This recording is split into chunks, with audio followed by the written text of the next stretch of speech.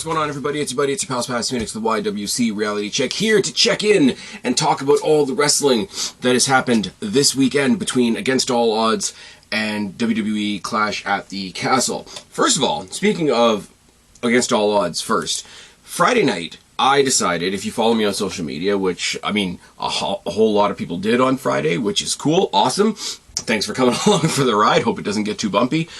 Set up two screens, watched SmackDown, watch Against All Odds, and started a massive Twitter thread of constantly what was going on both shows. That was a lot of fun.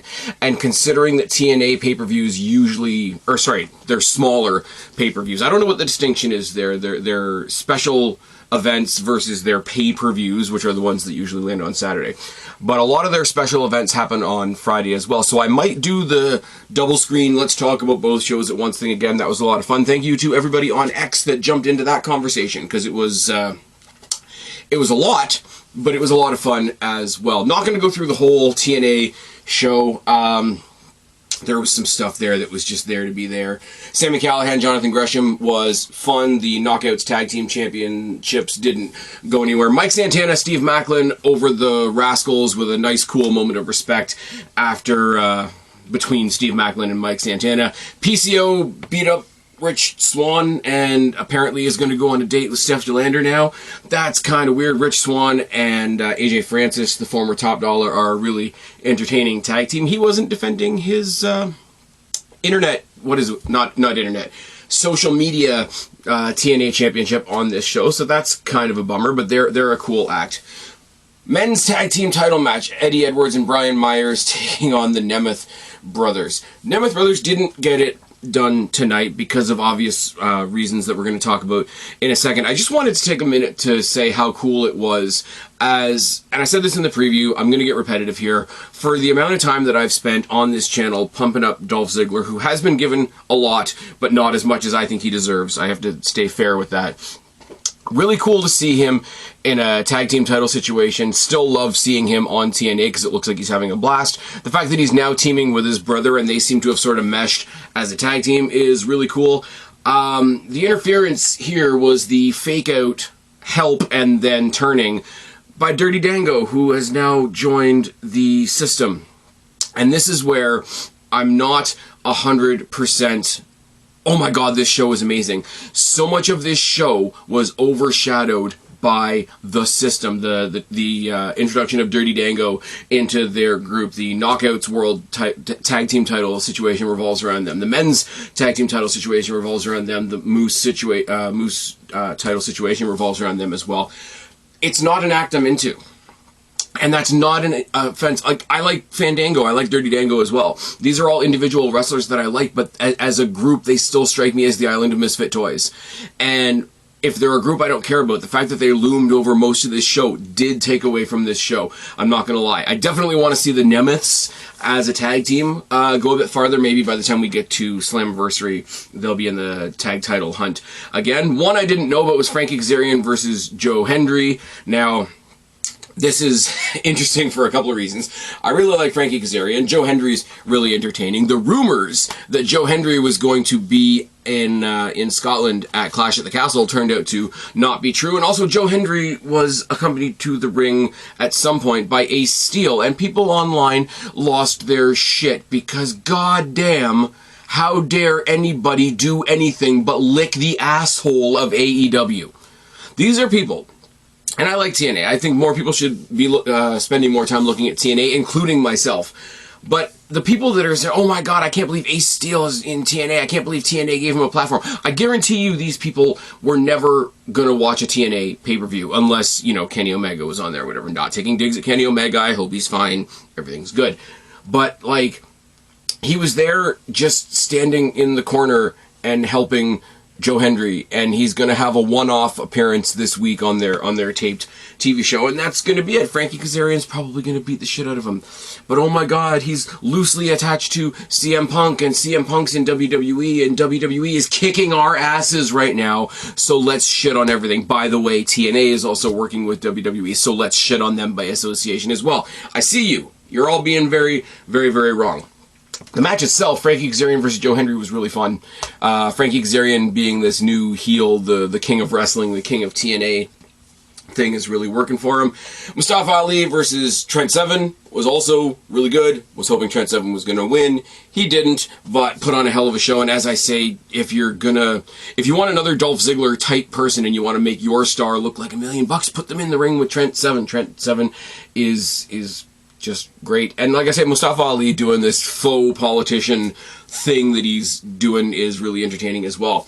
Probably, if I take all my biases out of the equation, and even if I follow some of my biases, match of the night has to go to ABC versus Eric Young and Josh Alexander. ABC got the win as well. Eric Young, Josh Alexander made for a fantastic team. The technical, the brawler, the sort of we can do everything versus the young high flyers of ABC. It's less than 20 minutes. If you didn't see it, I would suggest you go back and watch it. But yeah, ABC got a huge victory for them.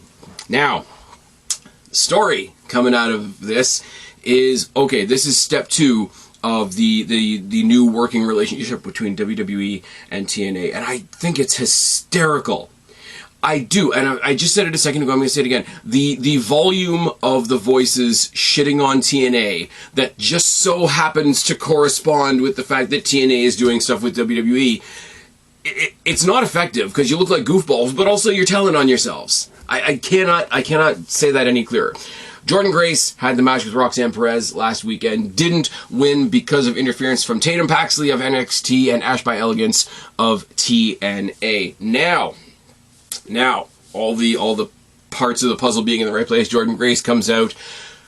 Her open challenge was answered by Tatum Paxley, which I'll address in a second. They had a pretty fantastic match. Ash by Elegance was out at the ringside as well, and Ash by Elegance is escorted to the ring by her personal concierge, otherwise known as George the Iceman, who's incredibly entertaining, and this over-the-top, goofy manager thing that he's doing on TNA right now is so fucking good.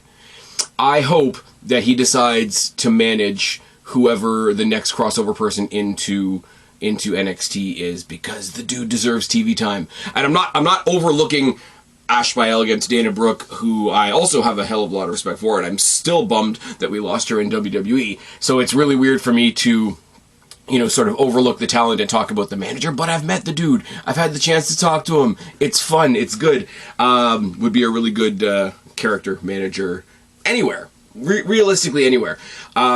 Now, Jordynne Grace, Tatum Paxley had a very, very good but very, very predictable match. I really like there's a spot where Tatum Paxley went to hide under the ring, Jordynne Grace went to pull her out, and she just pulled her in against the metal truss of the ring, which was it's not breaking the world as far as being a new spot, but it was done pretty effectively, and Jordynne Grace got the win. Now, let's just take a look at a couple of things here. People are immediately saying, oh, TNA, they're going to get used by WWE. They didn't get an equal exchange. Well, first of all, if it was an exactly equal exchange, you still would have complained, oh, the WWE just gave them the rematch. Here's the thing. It was an open challenge, which means Tatum Paxley is a surprise person on their card. If they were bringing over somebody bigger, and I hate saying it like that because Tatum Paxley's awesome for where she is in her career, but if Roxanne Perez was going back over to get another win over Jordynne Grace, they probably would have announced it. They wouldn't have made it a surprise. They wouldn't have made it an open challenge. When Ash by Elegance came out, I'm thinking, oh, Ash by Elegance is going to come out and do it. If, as I said, I made the wild suggestion on my prediction. I said, wouldn't it be great, considering she's not in the company, not in WWE right now, in tight air quotes, wouldn't it be cool if the person that answered that open challenge was Becky Lynch? But if you were going to do something like a Becky Lynch, or even something like a Roxanne Perez, or the rumor for Slammiversary is that they're going to have Natalya over there, which is huge. I mean, WWE doesn't give you a reason to care about Natalya so much as I think, but she's still a big name and would be a big get for them for one night in TNA. They're going to advertise the shit out of that. They're going to get their word of mouth out there. They're going to get their headlines out there. They're going to get a couple extra pay-per-view buys. And let's be real, there is a business side to this. So I don't think you were going to get that. And also, oh my god, WWE's using them already. This is not a one and done. This is not a two and done. This is not one came to NXT, one came to TNA, and now it's all said and done with. So if you are clinching to this and treating this like this is the end of the exchange because you are that desperate to make WWE look bad, go eat yourself. thanks for coming to my TED Talk. All of that bullshit aside, the match itself was really good. Jordan Grace made Tatum Paxley look like $1 million, just like Jordan Grace and Roxanne Perez made each other look like $1 million in the UFC Performance Center at Battleground. I'm sorry. The UFC place where they had probably less attendance than this show, so I'm gonna make fun of it because I'm gonna make fun of it. Anyways, like I said, the match was great. I really enjoyed it. Tatum Paxley is really kind of a side character in NXT. She's really like the creepy person in the locker room, the person that, you know, runs the ring and does something sketchy and fucks off. I can't think of the last time I saw her in a long played out match like this. And whatever you want to say about NXT, whatever you want to see about TNA, this was a pay-per-view match for her, which is awesome. Like, you can't... And I mean, these are all arguments that are made in shitty bad faith, so I don't know. Like, people are looking at TNA and NXT, TNA on NXT. Well, how does that benefit TNA? They're looking at NXT on TNA and saying, how does that benefit TNA? Well, it is a working arrangement. And any working arrangement, as much as, yes, WWE's the big juggernaut, which makes them automatically the bad guy, I get it. But both sides of an agreement are supposed to benefit from the agreement. If the biggest thing here is they're sort of like the NXT mid-card gets somewhere else to I don't know, whether you want to say practice or just get some legs under them in somewhere other than the Performance Center, that's a huge win for NXT. That's a huge win for WWE. And if the comparison to that is TNA gets their main stars on a slightly bigger show to make their whole show seem bigger, I think that's a pretty good exchange. Because if you've got somebody like Tatum Paxley, or if you've got you know, I wouldn't say Kalani Jordan now because now she has the mid-card championship, but there's some people lower on the card that are only ever going to be in the Performance Center for now, because the only time you get out of the Performance Center is if they're doing a PLE. Which is fine, that's the structure of NXT right now. But it means that if you're not getting on NXT pay-per-view, then you're never leaving the Performance Center. If this gives them another reason to, I know I'm going to misuse this term and people aren't going to like it, but if you want to treat TNA like an excursion for their younger, their up-and-coming, their mid or low-card talent, that's a huge value to NXT and WWE, that TNA is providing, and they've got a whole new swath of talent that can also help those young talents along. So if you think TNA isn't getting out of this deal, you're a moron. If you think WWE is not supposed to get anything out of this deal, you're also a moron. Jordan Grace had an open challenge. Open challenges are typically exhibitions anyway. Jordan Grace rolled over Tatum Paxley. Let's be real for a second. But I think it was good. I think it was a really good showing for Tatum Paxley. You could see where Jordan Grace was maybe helping her a bit along the way, but it wasn't a 2-minute Ryback squash either, which doesn't do any good. Tatum Paxley gets squashed in 2 minutes. How does that help her? Jordan Grace kills somebody in 2 minutes. Okay, you beat somebody that was beatable in 2 minutes. It is what it is. World title match. Moose of the System taking on Broken Matt Hardy in a Broken Rules match, aka it's a match with no rules. They're going to do some plunder stuff and it's all good. The previous week on TNA, they had gone to the Hardy compound and done some Hardy compound fuckery and all that kind of thing as well, which is fine. At one point, Rebby comes out there and tries to stop the match, tries to save her husband, etc. She ends up getting speared through a table by Matt Hardy, who's trying to spear Moose, and then Moose spears Matt Hardy for the win. And then there's a beatdown because of course there is the System all come out, and the Nemeth brothers come out to help, and Joe Hendry comes to help out, and that gets a huge pop. And when they're all down, when they're all beaten down, when they're all like looking ragged as shit, who comes down to make the actual scene? We've had Matt Hardy, we've had Joe Hendry, we've had Dolph Ziggler and Dolph Ziggler's little brother, we've had Rebby out there. They're all down, they're all out for the count, and out comes Jeff Hardy. And guys, it's me. Guys, I'm never not going to cheer for Jeff Hardy. It's just not going to happen. Jeff Hardy coming out with his painted up face and his painted up chair and hitting some ridiculous looking twist of fates and hitting the swanton, and they basically did like a positive version of a curtain call with the Hardy brothers, with the Nemeth brothers, with Rebby and Joe Hendry, and all of them, you know, taking their bow at the end of the night. If you're watching this on YouTube or Rumble, you'll see that that's actually the image I've used for part of the thumbnail. Just general feel good, like, here's all the people that didn't win. Joe Hendry didn't win tonight. The Nemeth brothers didn't win tonight. Rebby didn't win at Life tonight. Matt Hardy didn't win tonight, and Jeff Hardy just came back for the big save.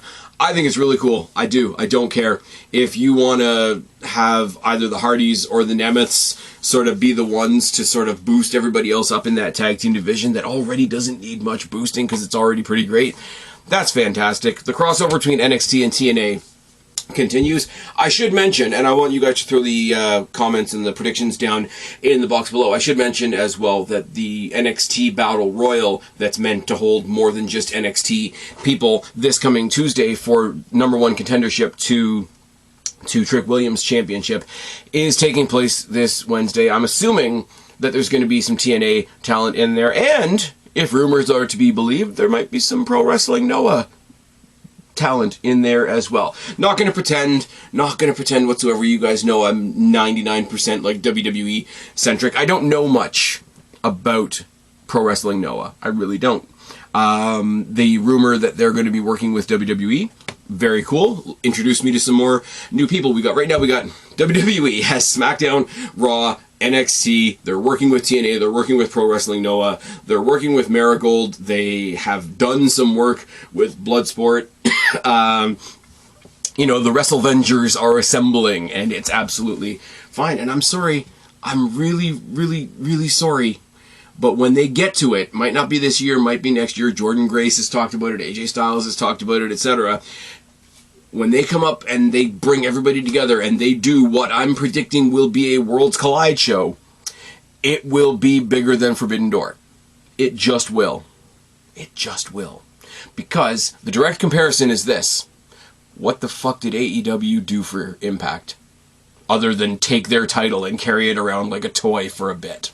Tell me down in the box below if I'm wrong. And this is me. I'm doing the huge turnaround on Kenny Omega. I don't want to shit on Kenny Omega. I want to see Kenny Omega back on my TV screen. So this is not a dig at him. But what the fuck did they do for Impact? Honestly. I mean, it's an audio platform, so you can't actually look me in the eye. But imagine you're looking me in the eye when you write your comments down in the comment section and tell me honestly, what did they do for Impact? Not a thing. Not a fucking thing. Not a thing. Something? No, not a thing. Anyways, let's switch gears now to Clash at the Castle. And the one big disappointing thing, I will say, all the rumors that Joe Hendry was going to show up because they were in Scotland ended up not being true. I thought that would have been really cool to see them in the, is it the OVO? Is it the Hydro? Is it the OVO? I don't know what the arena is. The arena looked fine. People taking pictures of the side of the arena that doesn't have seats in it and saying, oh, WWE has no seats. No, you're confusing that with a taping of Dynamite. Fuck off. Don't usually mention the kickoff because there's not matches on the kickoff anymore, but I want to point out two things specifically. They did a video package on wrestling fan signs and how those are becoming more of a thing again and how it used to be back in the day. They showed a lot of footage from the Attitude Era where you could hardly see any faces because there were so many signs. Talking to the wrestlers about, you know, I always sort of look out the corner and catch the signs, and even the funny ones, even the ones that are making fun of us, they mean something. They mean the fans have put effort into stuff, and I just thought that was really cool. It was never something I would see, I could sort of picture them doing a video package on. Yeah, okay, people got some decent signs, and commentary will point one out on occasion if they see one that's funny or ties into a story in some way.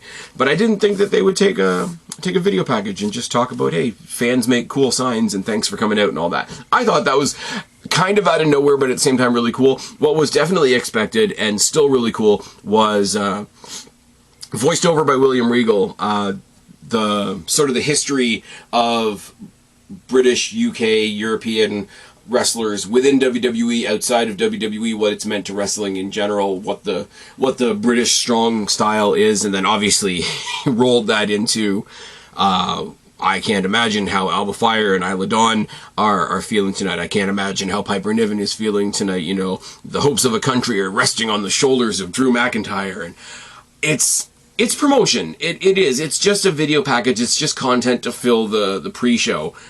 But it was pretty fucking good. And William Regal should be on TV on a regular basis. I know they had that thing where it's like, we're going to let you out of your contract, but you can't do anything else, which is kind of shit, and something WWE gets shit on for a lot, by the way. But where's the reciprocity the other way? Oh no, it's okay when the other guys do it. That's absolutely fine. People also shitting on WWE because Sexy Red got herself in some legal trouble at the airport. Sexy Red was a guest host. Sexy Red doesn't work for WWE. The actions of Sexy Red do not necessarily reflect those of WWE. I could write them a disclaimer right now. But you're pulling at strings, and it's very, very sad. Oh yes. First match of the night was Cody Rhodes and AJ Styles. I Quit match for the WWE Championship. Now, not surprising that Cody Rhodes is the hood ornament of the company right now. If he's not closing, he's definitely opening. Him and AJ Styles, infinitely better than what they did in France, this match. I mean, a lot of crowd brawling, a lot of, typical brawl spots, at the barricades, around the ring, into the turnbuckles, into the posts, and all that type of thing. I should say, the Scotland crowd. And I'm going to have a bigger conversation about this when we get Jake back on, because I want to get his thoughts on this too. This thing that they've been doing since France, where they're almost intentionally trying to get the crowds to compete with each other. I am reaching out to all my fellow Torontonians. We have 3 weeks until Money in the Bank. France has kind of set down the gauntlet as far as being a crazy crowd. Glasgow today picked up that gauntlet and ran with it. Toronto, we got 3 nights in a row. We got SmackDown, we got Money in the Bank, and we got Heatwave. We got to pick up that gauntlet and snatch it out of their hands and show them what we can do. We got to be loud. We got to be the Toronto crowd that I know we can be. We got to be the Toronto crowd that I sat in for Rock versus Hogan at WrestleMania 18. I know that's a high bar. We got to be the Toronto crowd that I sat in not too long ago with Sheamus and Edge's quote unquote last match in WWE. He's definitely coming back at some point. We got to show them what Toronto can do, because the standard has been set by France and by Scotland at these international shows.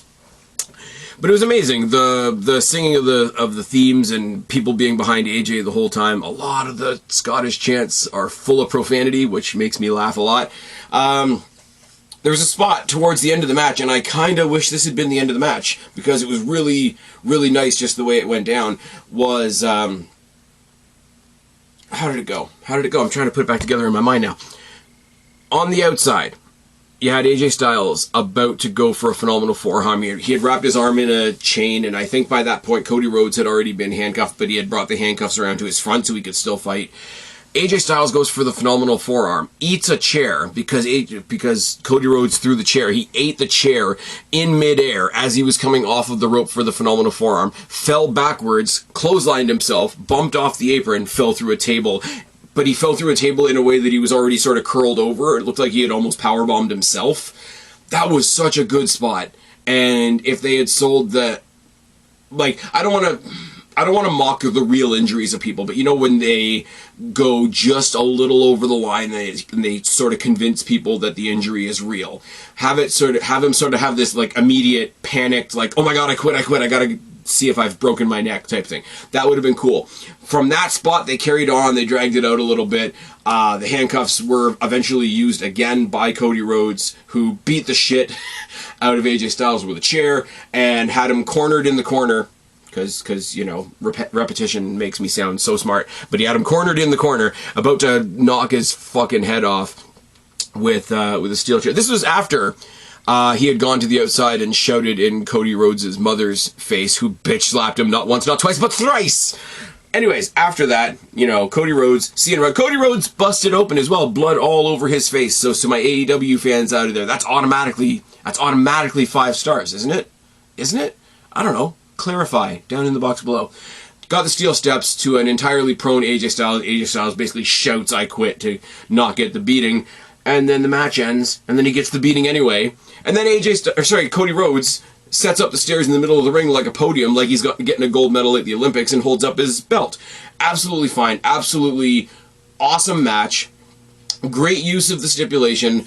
The I Quit match is always a case of, okay, do all the violence and then wait to see if he quits or not. Do all the violence and then wait to see if... It's very, very similar to when they do a last man standing, where it's like, do all the violence and then wait to see if he stands up. There is a stop-start element to a I Quit match, the same way there is for a last man standing match. But I think, for what it is, I think they did it quite well. He was walking backwards up the ramp, and just behind him, just sort of standing there solemnly and sarcastically clapping, is Solo Sikoa. He just stands there, he's not doing anything, he's being very ominous, he sort of stares him down. Tama Tonga, Tongaloa beat the crap out of him. He gets saved by not only Kevin Owens, who was on the kickoff show. Kevin Owens should be on the kickoff show more. Kevin Owens, Big E, and Michael Cole on the kickoff show. Great little team there. And then they got Jackie Redmond in there later on in the night, so shout out to them. Shout out to Big E. Always cool to see Big E. But save was made not only by Kevin Owens, but also by Randy Orton. So there's your trios match at some point between now and Money in the Bank. But get the trios match out of the way, so that when I get to Toronto, I can look at Cody Rhodes versus Solo Sikoa as a one-on-one concern. I mean, eliminate Tama Tonga and Tongaloa. Do what they did Clash at the Castle 2 years ago, when the Usos weren't there, and Sami Zayn wasn't there, and Roman had to do it on his own, and that's why he introduced Solo Sikoa. Do that, and then you're going to introduce Jacob Fatu or Hikuleo. I know they gave Hikuleo a new name, but whatever. Give me Cody Rhodes versus Solo Sikoa when I show up at Scotiabank Arena in Toronto. It'll be fine. It'll be really, really good. Also, the match itself, like I say, this match stood on the shoulders of the Backlash match in France. I think this was 10 times better, and looking at Twitter, I don't think a whole lot of people agree with me, which is fine. Feel-good moment came next. Alba Fire and Isla Dawn did indeed win the tag team titles, the women's tag team titles, I should say, off of Jade Cargill and Bianca Belair.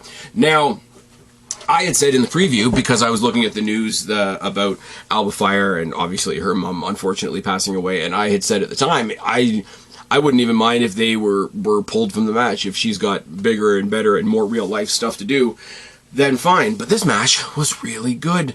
I know a lot of people are shitting on Jade Cargill because she had a couple of botches. It's like, whatever, she's still a better star than her tag team partner. It's fine. She came out with the eye makeup done up like Legion of Doom. I thought that was really cool. Zoe Stark and Shayna Baszler, I would love to see them in a more prominent spot, but they're just there right now to be badasses that get beaten. It's kind of like, I use this comparison a lot. Big Show was never taken seriously because, oh my god, look at the size of him. How could you possibly beat him? Well, you put whoever you're pushing next to them. And then they can say, oh, this guy, Jack Smith, that we're pushing right now, just beat the Big Show. Can you believe that? Well, yeah, I can, because everybody beats the Big Show before they become world champion. Or something to that effect. I'm not digging on the Big Show, by the way. I'm digging on the way that WWE used him. But that's kind of what they're doing to Shayna Baszler and Zoe Stark in different ways right now, which I'm not entirely a fan of. Now, Jade Cargill and Bianca Belair hit their double team finisher. Alba Fire and Isla Dawn snuck in and took advantage of that for the win, so they didn't pin the champions, and it kind of looks like they stole one a little bit, but realistically it's the rules of the match and they didn't break them, so shrug emoji. I do want to say, though, and I said this on Twitter and a couple people agreed with me, this is not the kind of triple threat tag team match that I like. It's not the format that I like. This is the format that they used tonight, where there's 3 teams and one member of each team is in the ring at all times. So there's always a triple threat match happening in the ring. The one that I much prefer is, no matter how many teams are in there, whether it's 3, whether it's 4, you have 2 people in the ring at once, and you can tag out to any other person at any other time. I think a match format like that presents a whole lot more storytelling opportunities, if I'm being honest. But when you see the fact that Alba Fire and Isla Dawn had to benefit from the double team of Jade Cargill and Bianca Belair to get the pin on the third party, I see why they did it. They did it to serve the story. And I get that. And I'm not saying there's necessarily anything wrong with that. I'm saying when it comes to specifically tag team triple threat matches, there's 2 very distinct types, and this wasn't the one that I go with. Great showing for the hometown girls. uncountable amount of credit to Alba Fire for even being able to perform. Obviously, she's in her home country and she wants to be able to perform and do it probably for her mom. I don't want to speak for her, obviously. They were given flowers and whatnot after the match from people at ringside, which I'm assuming was family members of some of them. They also featured on the post-show press conference. Yes, there was a press conference. Cry about it. And they were just like overflowingly, gigglingly happy to be champions and to be home and be champions. And you can't help but be feeling good for them, because everybody said, even Triple H said in his comments, you know, you want to push everybody all at once, but you can't. And these two were long overdue. He said the same thing about Piper Niven, and I agree. Good showing by everybody. Like I said, while I don't like how they're being used right now, Shayna Baszler and Zoe Stark are just constant badasses that give you constant stuff. The former champions now came out and they had a cool entrance, and I just keep saying, yes, yes, yes, yes. I know she's an unfinished product. I know she's an unfinished wrestler. She's going to make a lot of mistakes. She did tonight. She did the big dive that she missed. That's cool. I'm sorry, Jade Cargill drips star more than her tag team partner. And yes, again, once again, saying that in tight air quotes, even though you can't see me because it's an audio platform. Bianca Belair can fuck off. That's it. She goes, oh, I put some spikes in my hair because I'm a fucking dragon and we're in Scotland. Okay. Okay. Very, very nice. Very nice. Tell me one more time about how you're so cool because you make your own gear. Okay. You're an expert gear maker. I don't want to see you on my TV. It's the John Cena comparison. I'm sure John Cena's a great guy. He's done more charity than the human body should allow. Doesn't necessarily mean I wanted to see him on my TV every week with a title around his waist. It's just what it is. Bianca Belair can fuck off. And when they break up and finally do the match that everybody wants to see between these two, even though Jade Cargill versus Rhea Ripley would be better, they're going to give Bianca the win, aren't they?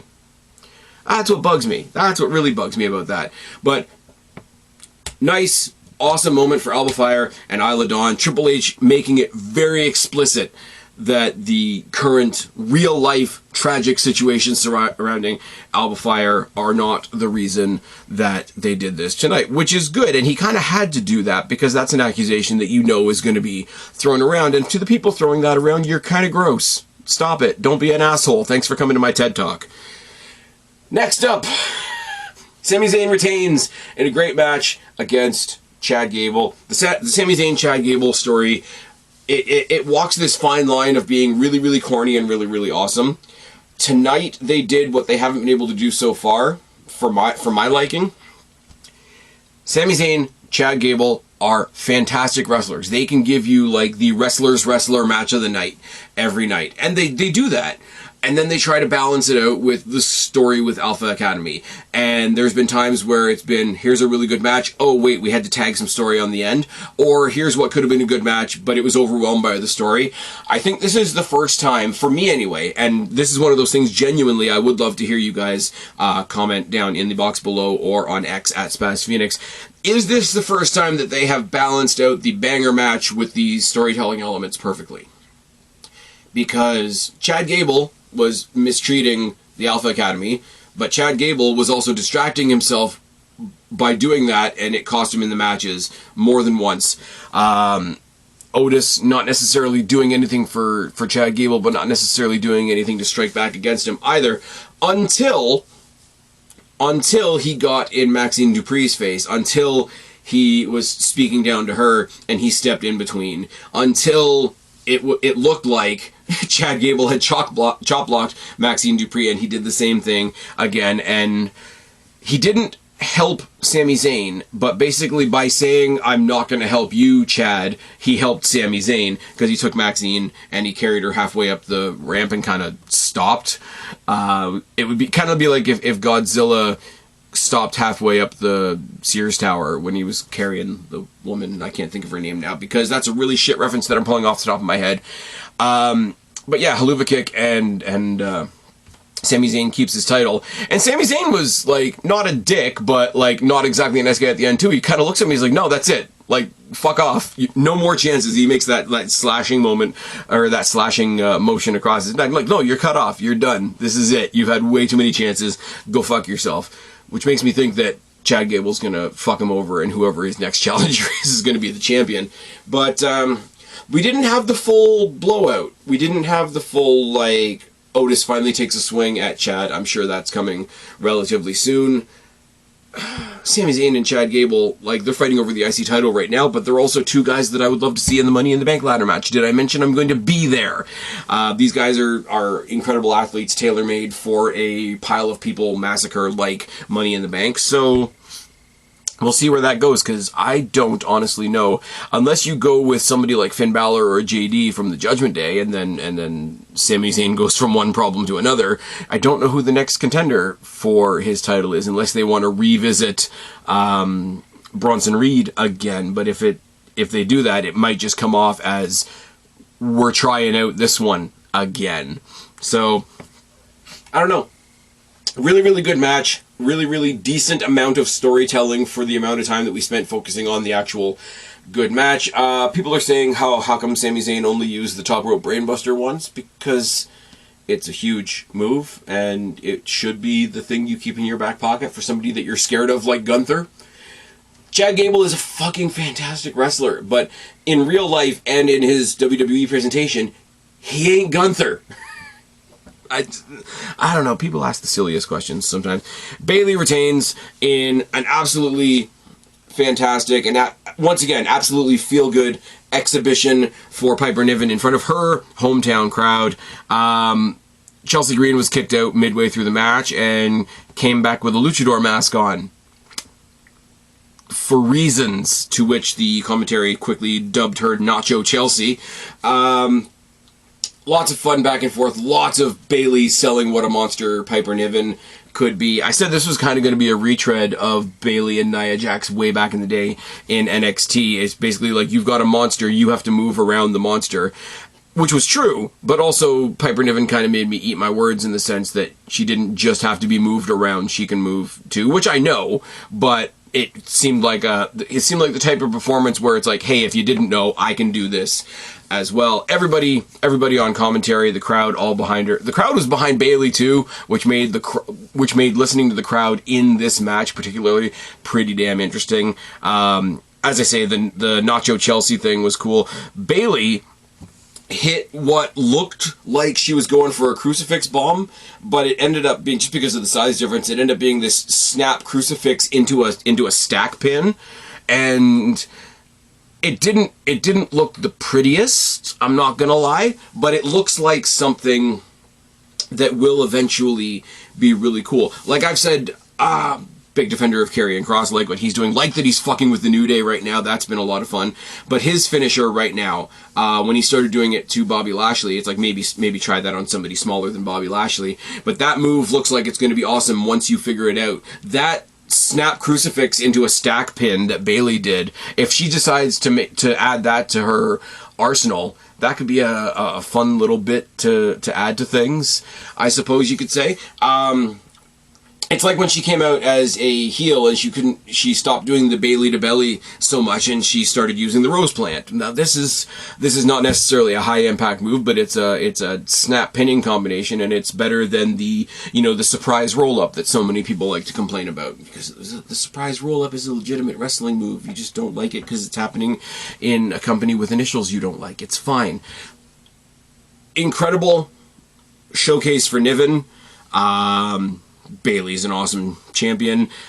Makes me wish that Rhea Ripley wasn't injured, because once they split up the Judgment Day, they could throw Ripley on SmackDown, and Rhea Ripley and Piper Niven could recreate some of the awesome matches that they had in NXT UK, because I don't think those had a big enough audience, to be quite frankly with you.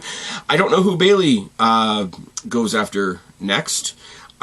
Maybe you do Bayley, Jade Cargill. Do you make that jump? Does Jade Cargill lose upwards because she didn't lose the pin in the tag team title match? I mean, either way, Jade Cargill, Bayley is a match I'd like to see. But also, speaking of trades, if we get Rhea Ripley over to SmackDown, you could do Rhea Ripley versus Jade Cargill, which will be better when it happens than Bianca Belair versus Jade Cargill. I'm just saying. Now, brings us to the main event. Now, we'll talk about the main event first, and then we'll talk about what happened after the main event, because what happened after the main event, or sorry, what happened during the main event was the actual main event. And it was Damian Priest, Drew McINTYre. Drew had a pipe band in Scotland play him down to the ring. They were playing Scotland the Brave and all that sort of thing. All that kind of pomp and circumstance for Drew is awesome.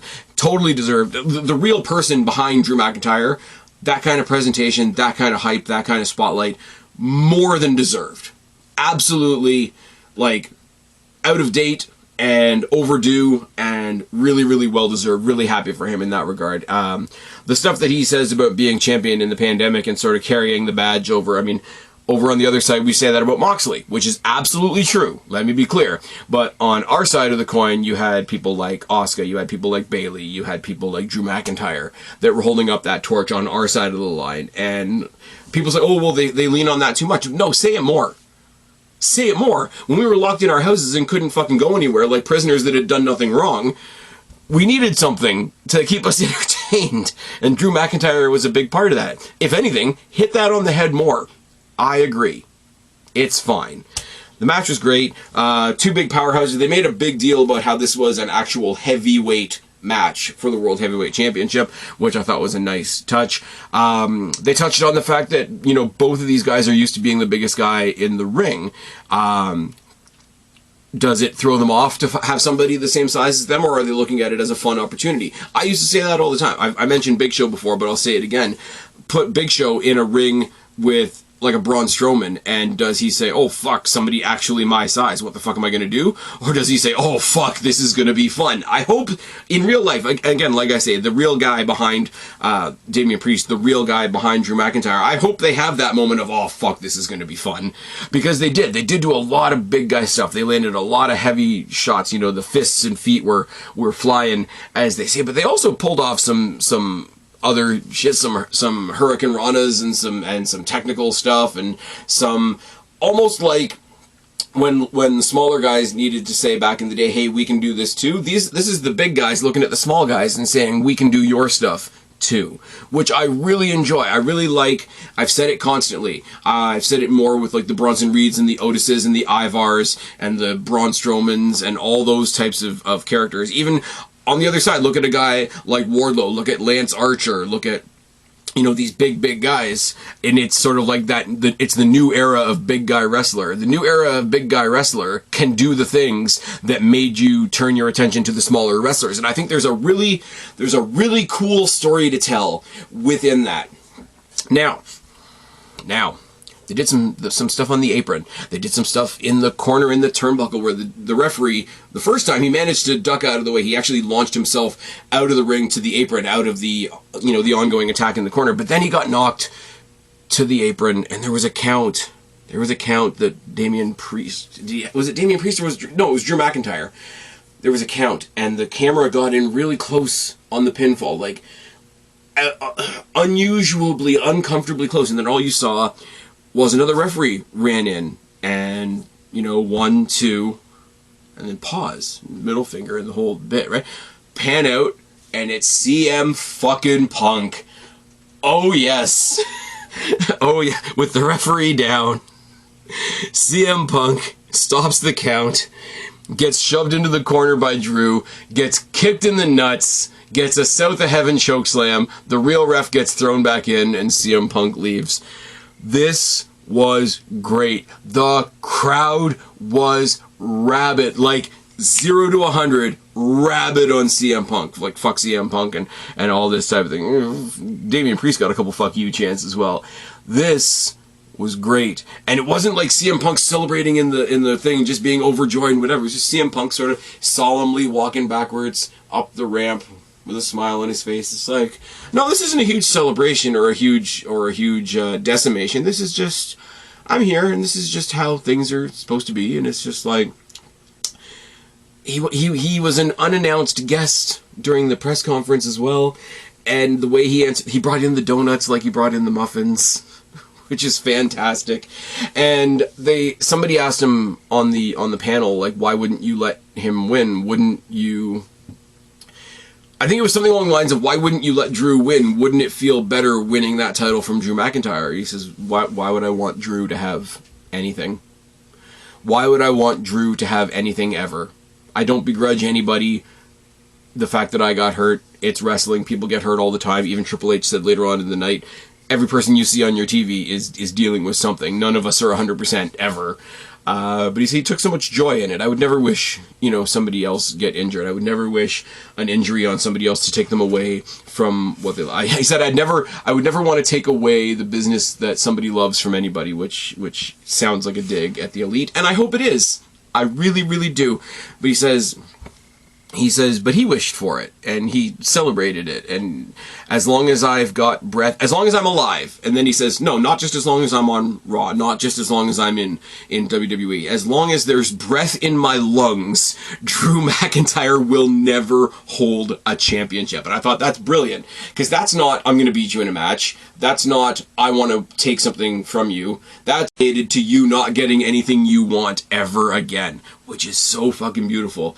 And I have a really bad feeling that they're going to save this until SummerSlam, which does make sense. Don't get me wrong, Punk and Drew is a Big Four pay-per-view main event worthy match, whether there's a title involved or not.